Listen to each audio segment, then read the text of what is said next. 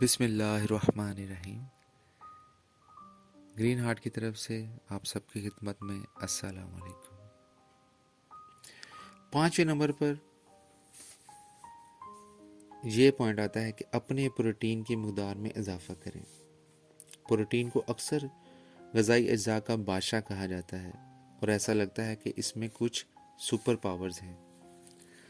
آپ پروٹین مختلف چیزوں سے حاصل کر سکتے ہیں، جس میں دودھ کی بنی ہوئی اشیاء ہیں، ڈرائی فروٹس ہیں، پینٹ بٹر ہے، ایگز ہیں، مختلف دالیں ہیں جیسے ماش، مونگ اور مسور کی دال، اور بغیر چربی کے گوشت۔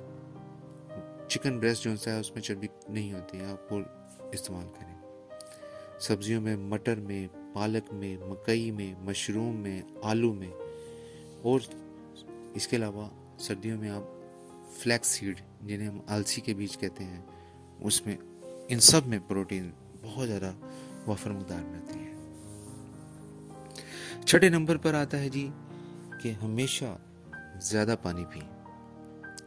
زیادہ پانی پینا آپ کی صحت کے لیے بے حد ضروری ہے۔ بہت سی اسٹڈی سے پتہ چلتا ہے کہ پینے کا پانی وزن میں کمی کو بڑھا سکتا ہے اور وزن کو برقرار رکھنے میں مدد دیتا ہے۔ یہ آپ کے روزانہ جلنے والی کیلوریز کی تعداد میں بھی تھوڑا سا اضافہ کر سکتا ہے۔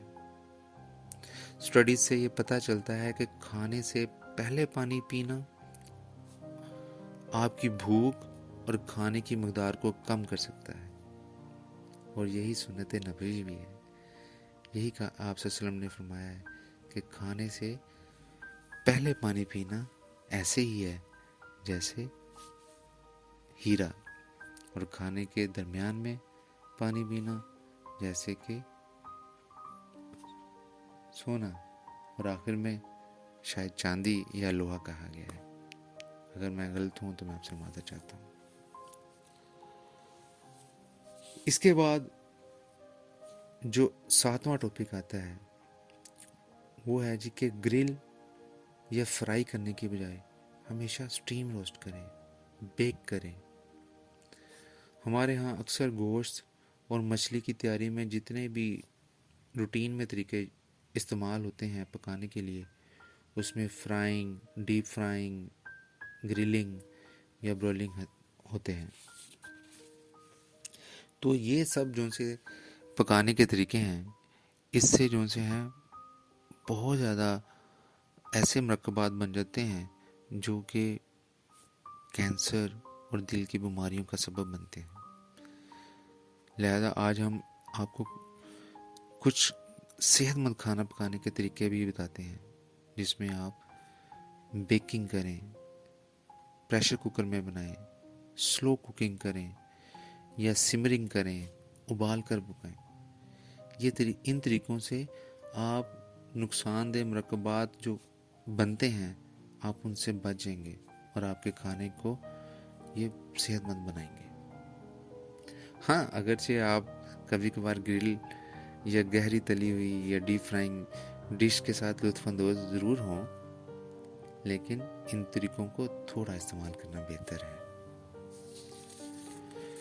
ویڈیو لمبی ہو رہی ہے، اس لیے 8واں پوائنٹ آج کی ویڈیو میں آخری بتاؤں گا، باقی 8 پوائنٹ انشاءاللہ نیکسٹ ویڈیو میں آپ کے ساتھ بات کریں گے۔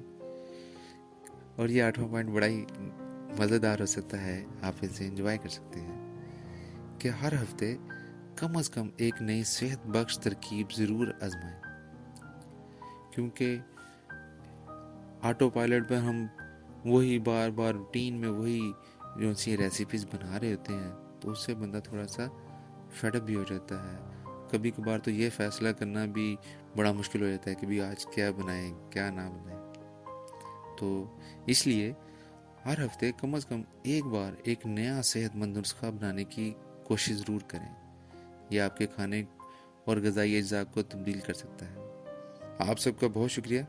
ہمارے چینل کو سبسکرائب کریں، بیل آئیکن کو بٹن کو ضرور پریس کریں۔ اپنی دعاؤں میں یاد رکھیں۔ اگلی ویڈیو تک اللہ نگہبان۔